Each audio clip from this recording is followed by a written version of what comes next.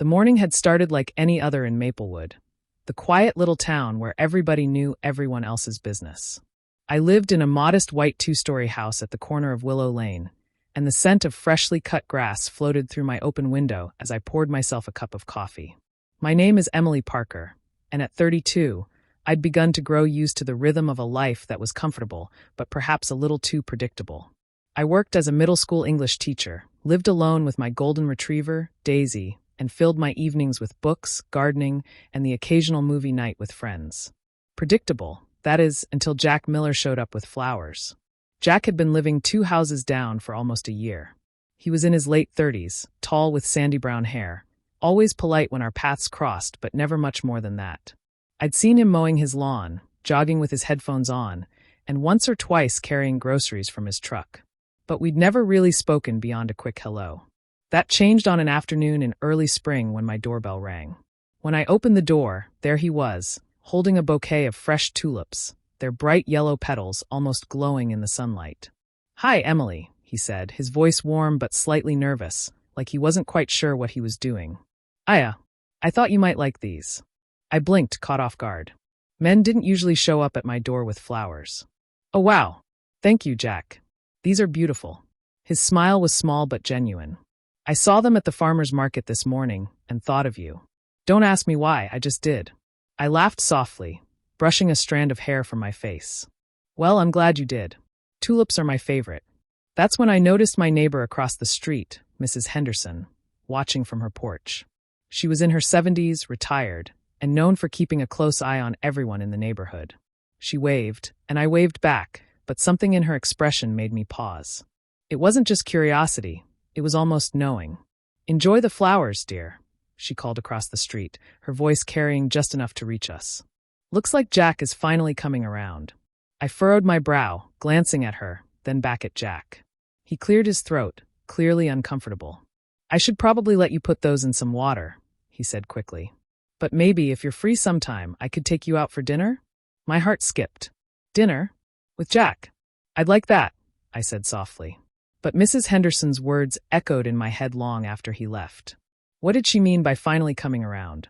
The next evening, Jack picked me up for dinner at a cozy Italian restaurant downtown. Over plates of pasta and glasses of wine, he told me about his job as a carpenter, how he'd moved to Maplewood after a difficult divorce, and how he'd been trying to start fresh.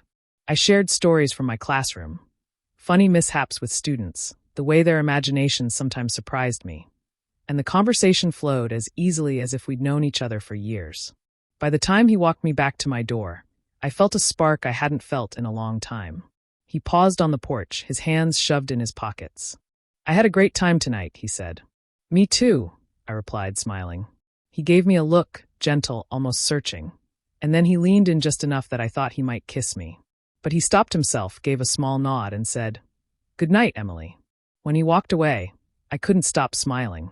The following week, Jack and I started spending more time together. He helped me fix the squeaky hinge on my back door. I brought him some of my homemade apple pie, and we started going on little walks with Daisy in the evenings. Slowly, I found myself looking forward to the sound of his footsteps on my porch or the knock at my door. But Mrs. Henderson never stopped watching. Every time Jack came around, she was there, watering her plants, sweeping her porch, or simply sitting with a glass of iced tea. And one afternoon, as Jack and I laughed over a silly story from his work, she called across the yard again. "You know, Emily," she said, her tone oddly deliberate, "those flowers weren't the first time Jack tried to win someone over." Jack froze, his jaw tightening. I felt a chill run through me. "What do you mean?" I asked, my voice hesitant. Mrs. Henderson tilted her head, her eyes locked on Jack. "Ask him about the red roses." Jack muttered something about needing to get home and left quickly, leaving me standing there on my porch with Daisy at my side and 1,000 questions swirling in my head. That night, I couldn't sleep. The phrase kept echoing, the red roses. What roses? What had Mrs. Henderson meant? The next day, I found myself knocking on Jack's door. He opened it, looking tired, as if he'd been up all night too. "Emily," he said quietly. "Jack," I started, trying to keep my voice steady. "What did she mean about the roses?" He sighed, leaning against the doorframe. I knew this would come up eventually. He motioned for me to come inside. Sitting in his living room, Jack explained everything. After his divorce, he had tried dating again. He'd even brought flowers to another neighbor, red roses, just like Mrs. Henderson said. But that woman had turned him down, gently but firmly. Jack admitted he had been embarrassed, maybe even a little reckless in trying too quickly to move on. "But Emily," he said, looking me straight in the eye, "this is different. You're different. I didn't bring you those tulips because I was trying to fill some empty space. I brought them because when I saw them, they made me think of you. And that scared me, because it's been a long time since I've felt that." His honesty silenced the doubts in my mind. My chest felt lighter, though I still wondered why Mrs. Henderson had chosen to stir things up. Over the months that followed, Jack and I grew closer. We had picnics by the lake, Sunday morning coffee runs, and evenings where we sat on my porch with Daisy curled at our feet. Mrs. Henderson still watched, still made her comments now and then, but slowly she softened. One evening, as the sun set in golden streaks across Maplewood, Jack and I were sitting on the porch swing when Mrs. Henderson shuffled over with a small smile. "Emily," she said, "I hope you know I wasn't trying to scare you that day. I just wanted to make sure you understood that Jack's been through a lot. People don't always see the whole picture." I nodded. "I do now." Jack reached for my hand, squeezing it gently. Mrs. Henderson's eyes twinkled. "Good. Then I'll stop meddling." But as she walked away, I couldn't help but think about how her words had changed everything.